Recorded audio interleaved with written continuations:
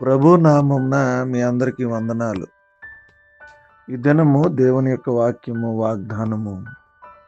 యెహోవా నిన్ను గూర్చి ఆనందించుచున్నాడు.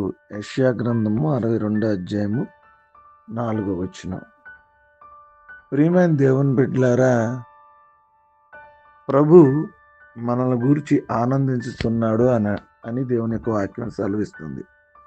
ఒక తండ్రి యొక్క ఆనందం ఎప్పుడు ఉంటుందంటే, తన బిడ్డలైనటువంటి వారు తన మాట విన్నప్పుడు, వారి బిడ్డలు ఉన్నతమైన స్థితిలో ఉన్నారు అన్నప్పుడు, లేదా వారి బిడ్డలు ఏదన్నా సాధించారు అన్నప్పుడు తన తల్లిదండ్రులు సంతోషిస్తూ ఉంటారు. అదేవిధంగా దేవుడు మన జీవితంలో ఆయన చిత్తాన్ని నెరవేర్చినప్పుడు ఆయన ఆనందిస్తాడు. ప్రియమైనటువంటి దేవుని బిడ్డలారా, కొంతమంది బిడ్డలను బట్టి తల్లిదండ్రులు దుఃఖిస్తారు. ఎందుకంటే వారు మాట వినరు కాబట్టి. దేవుడు కూడా తన బిడ్డలైనటువంటి వారు తన మాట విననప్పుడు ఆయన కూడా దుఃఖాన్ని కలిగి ఉంటాడు. కానీ ఇక్కడ యెషయా గ్రంథం ద్వారా 62 అధ్యాయం 4వ వచనం ద్వారా దేవుడు చెప్తున్నాడు, యెహోవా నిన్ను గూర్చి ఆనందిస్తున్నాడు అంటాడు. ప్రభువైన యేసుక్రీస్తు వారి గురించి బైబిల్ చెబుతున్న మాట, ఈయన నా ప్రియకుమారుడు, ఈయన యందు నేను ఆనందించుచున్నానని దేవుని యొక్క లేఖనాలు సెలవిస్తున్నాయి. ఎందుకంటే యేసుక్రీస్తు వారు తండ్రి చిత్తాన్ని నెరవేర్చాడు. అందుకనే తండ్రి అయినటువంటి దేవుడు ఆనందించాడు. ఈరోజు నిన్ను బట్టి, నన్ను బట్టి దేవుడు ఆనందించే స్థితిలో మన జీవిత విధానాలు, సాక్ష్యాలు, క్రమమైన జీవితము మనం కలిగి జీవించి దేవుని చిత్తమును నెరవేర్చి దేవుడు ఆనందించే బిడ్డలుగా మనము మన కుటుంబాలుగా ఉంటూ దేవుని ఆశీర్వాదాలు పొందుకుందాం. ఈ కొద్ది మాటలు దేవుడు మన వెనుకల్లో ఫలించి ఆశీర్వదించునుగాక. ఆమేన్.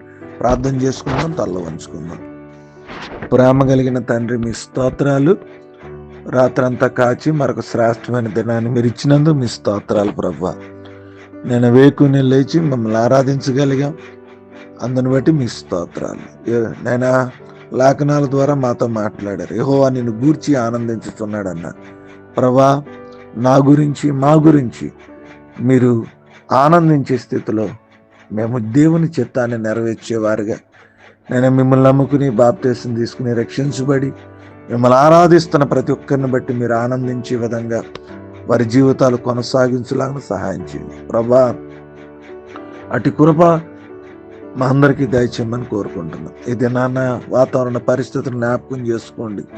సువార్త పరిచర్యలు, పుట్టినరోజులు, నైనా వివాహ దినాలు, గర్భఫలాలు, ఉద్యోగాల కోసం, నూతన వాగ్దానాల కోసం అనేక మంది వైరల్ ఫీవర్లతో బాధపడుతున్నారు ప్రభా.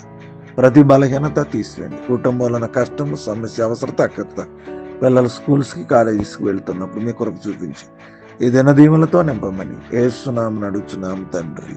ఆమేన్.